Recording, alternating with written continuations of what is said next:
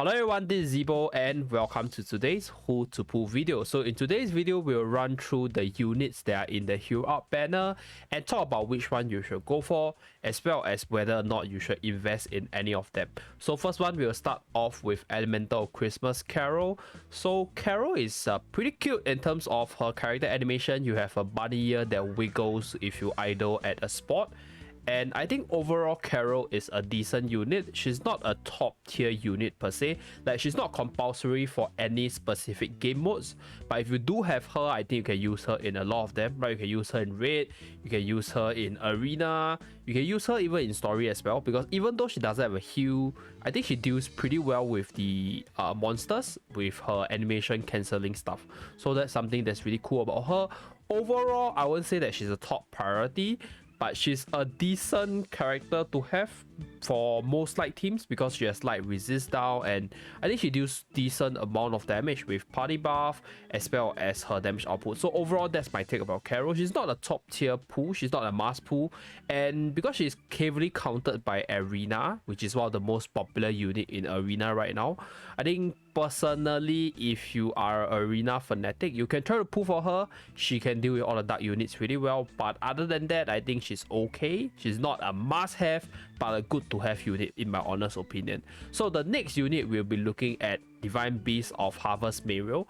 So Mariel is a pretty strong unit all around. I think right now, after the recent change to her special ability, which separated her need to pair up with Bari, it makes her way stronger. So the recent buff actually made her a bit overpowered, or rather overpowered in this case, because first of all, right, one of the most prominent Earth unit right now is Kamel, and Kamel can be used in nearly any game modes, right? So basically, if there's Kamel, you can pair Kamel with Mariel because her special ability, right, allows her to get a 30% damage increase when there's an Earth type hero in the party. So if she's able to go with Kamel, usually you will see her with Kamel, and with Bari out of the way, right, she's even stronger because Bari is a weaker character, and right now she doesn't need Bari to work. So you can pair her with really powerful Earth units to fully maximize her damage. So she's pretty much compulsory in Earth teams because she has Earth resist down, she has an awesome party buff, and she herself just deals a lot of damage. And in terms of arena, she's a really powerful character with movement speed boost, with a 2-hit weapon skill chain. She's amazing, right? I think she's really strong right now, in a really good spot.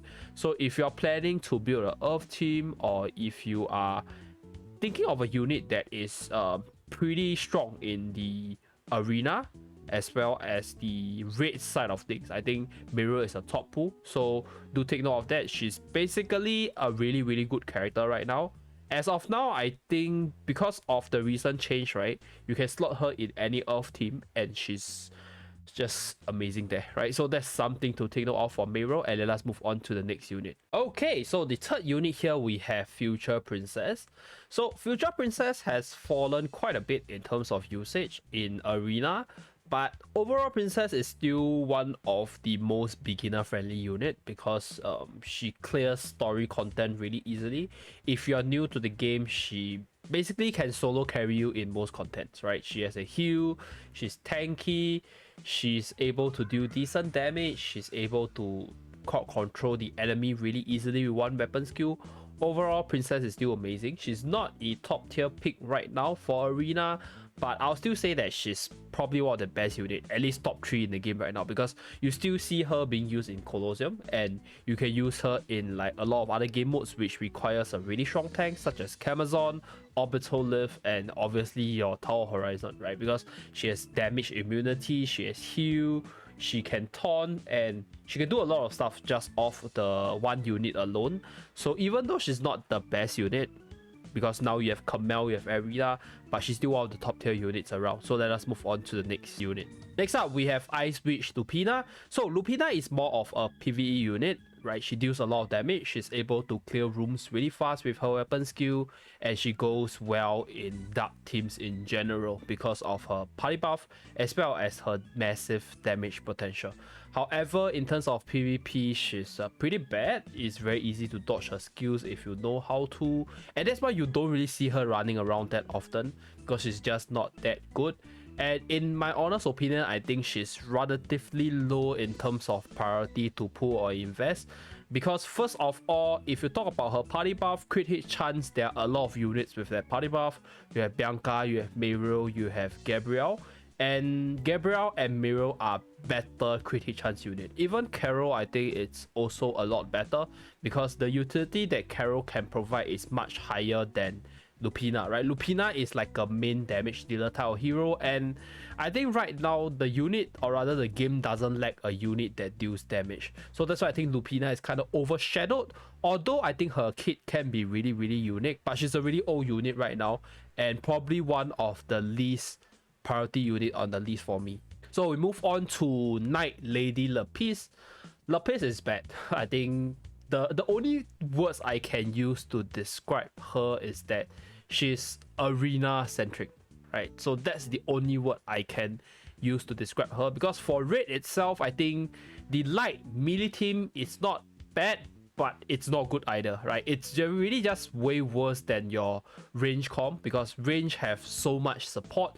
You have Mark 99, Gabrielle, and you have Eleanor, which are all range heroes, and they form an amazing light team. So if you put Lapis in that team, it's kind of awkward, because Lapis is a melee unit. She deals melee damage. She's not going to benefit from the range party buff. And yes, her light attack is very invaluable, but you don't really see a lot of people using her, and for good reasons, because she's just not as good in a lot of contents compared to the many other good light units like Future Princess and your Gabrielle, which I talked about many times.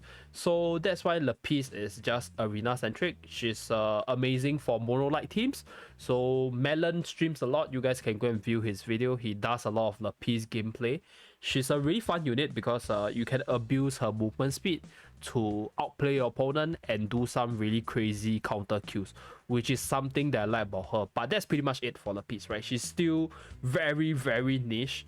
She's very weak outside of that mono light team, so that's something for her. And then let's move on to the last unit, which is Noble Succubus Bianca. So Bianca, like I mentioned many times, it's a unit that gets stronger with higher level caps, because her kit allows her to buff her own attack and reduce the attack of the enemies. So if both of you guys have more stats, she's gonna increase her attack by a lot, as well as her defense by a lot, and then decrease your attack. So she's amazing for your arena as well. However, one thing to take note about her is that right now Earth meta is a thing, right? Kamel, Mariel, Hack Rule is just everywhere. So that's really like a bummer for most water units. That's why you don't really see a lot of Biancas. And another thing for Bianca is that the range crit comp is just not as strong as the melee crit comp right now. So Bianca's usage is pretty low.